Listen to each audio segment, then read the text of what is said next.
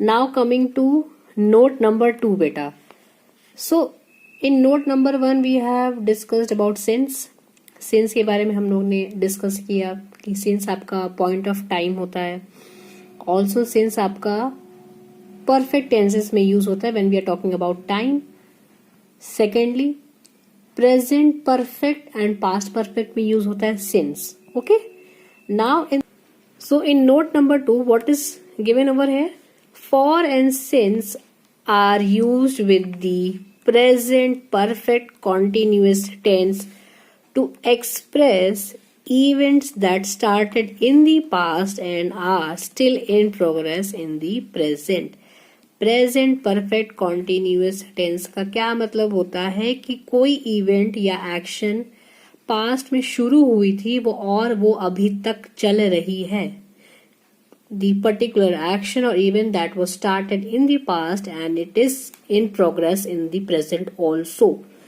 Past में कोई action आपकी स्टार्ट हुई थी वो अभी भी आपके प्रेजेंट में चल रही है. Okay, so what I have told you, for and since, specifically for और सिंस की बात हो रही है यहाँ पे.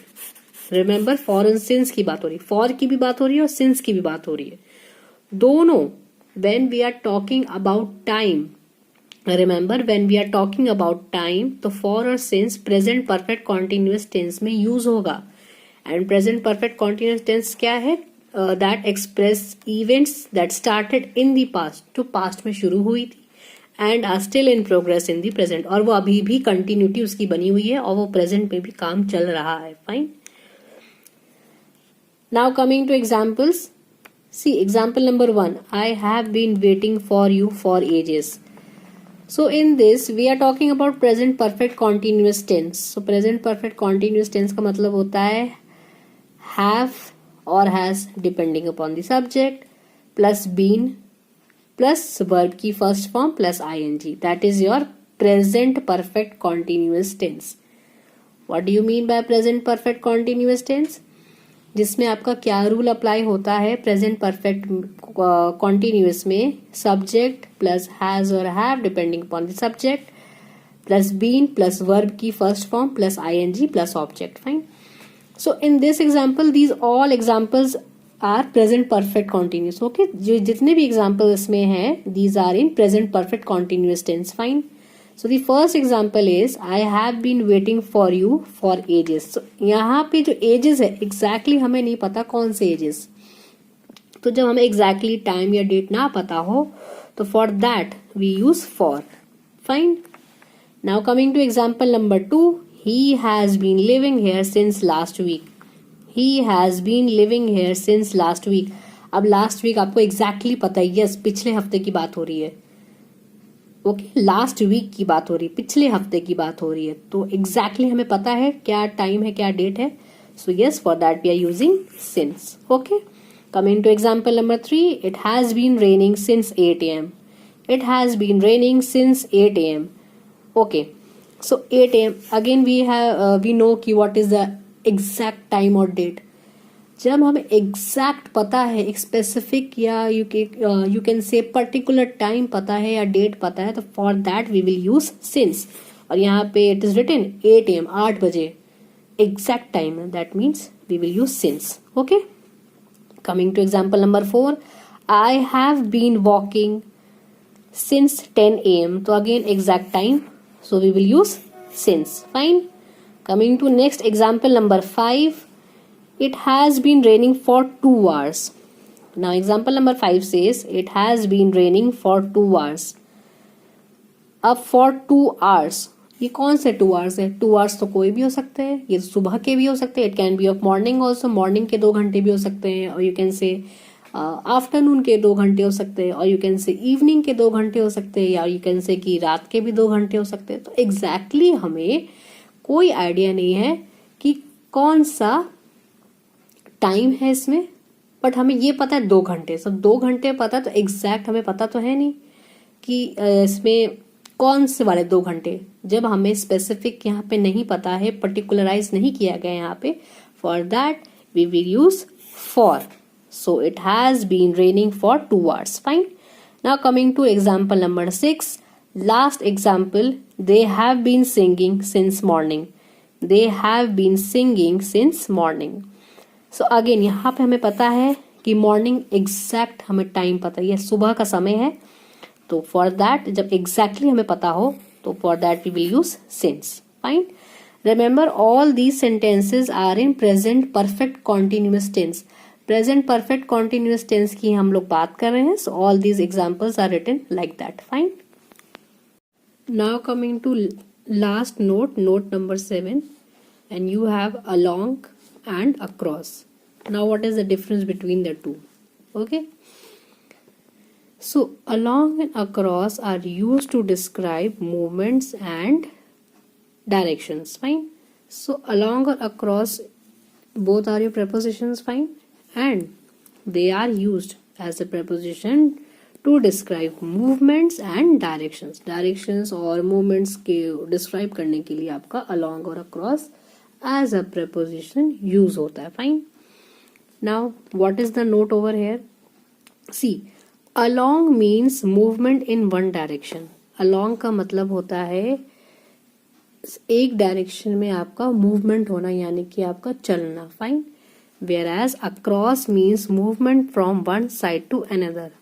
और across का मतलब होता है आपके जो मूवमेंट है वो एक साइड से दूसरे साइड तक है. Fine. From one side to another side, और you can say from one place to another place. Fine.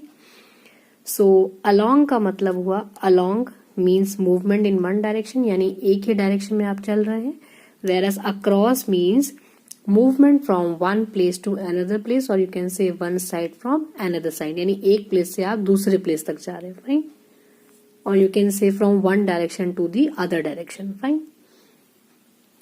Now coming to point number 1, along. Along is always used to describe places like roads, path, lanes, etc. So आपका along कब कब use होता है? Is always used to describe places like roads, path, lanes, etc. Fine. For example, along the road. Okay, along the road यानी कि आप road है और आप रोड के एक ही डायरेक्शन में आप चल रहे हैं. Fine. Now see example. Example number 1. Tom and Jerry walked along the beach. Tom and Jerry walked along the beach. So along is a preposition. और यहाँ पे जो Tom and Jerry हैं दोनों क्या कर रहे हैं? एक ही डायरेक्शन में चल रहे हैं, बीच के साथ साथ चल रहे हैं. Fine. Now coming to example number 2. The oak trees along the road are very old. The oak trees along the road are very old. So along again is a preposition over here. And जो trees हैं जो road के side में है, एक direction में है, एक जगह पे है, वो क्या है? ट्रीज क्या है? वहां की जो एक साइड के डायरेक्शन में है, रोड के एक साइड पर है, वहां की जो ट्रीज है वो पुरानी हो चुकी है. फाइन. सो अलोंग का मतलब हुआ मूवमेंट इन वन डायरेक्शन, एक ही साथ साथ चलना, एक ही डायरेक्शन में. Fine. Now coming to point number 2, that is across. So we have discussed along. Now coming to point number 2, across. So I have told you across means movement from one side to another side, or you can say from one place to another place, or you can say from one direction to the another direction. Fine.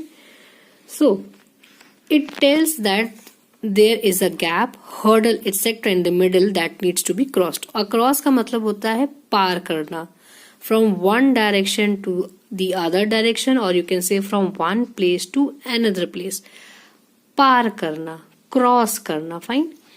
So it tells that there is a gap or hurdle etc. in the middle that needs to be crossed, यानी कि आप उसको पार करेंगे. कोई hurdle है तो उस चीज को पार करेंगे. Fine. So it means from one side to the other of a place or area. Fine. For example, let's see example number 1. We took a boat across the river. तो हम लोगों ने क्या किया? बोट को रिवर के उस पार ले गए. So across is a preposition. We took a boat across the river, यानी कि रिवर के उस पार, यानी आपने डायरेक्शन चेंज की. जहां पे बोट थी, अब बोट को आपने दूसरे डायरेक्शन पे आप ले गए. So you are changing the direction, so you are moving from one place to other place. Fine. Now coming to last example, example number 2. The road was so busy that we found it difficult to get across. So what is the example? The road was so busy that we found it difficult to get across. So अब यहाँ पे क्या है, across is your preposition, fine. So road इतनी busy थी कि हम लोग रोड को पार नहीं कर पाए. It was really difficult for us to cross the road. Okay, to cross the road, or you can say across. So यहाँ पे क्या है, इस एग्जाम्पल में what is there, that it was like the road was really busy and so it was difficult for us to cross the road. यानी हम लोग के लिए उस रोड के उस पार जाना प्रॉब्लम हो गई because the road was too busy. Fine. So I have explained you along and across both. Fine. So along means movement in one direction, यानी साथ साथ. Fine. And whereas across means movement from one place to other place, or you can say one side to another side. And in very simple language you can say across means movement from one direction to the other direction. Fine.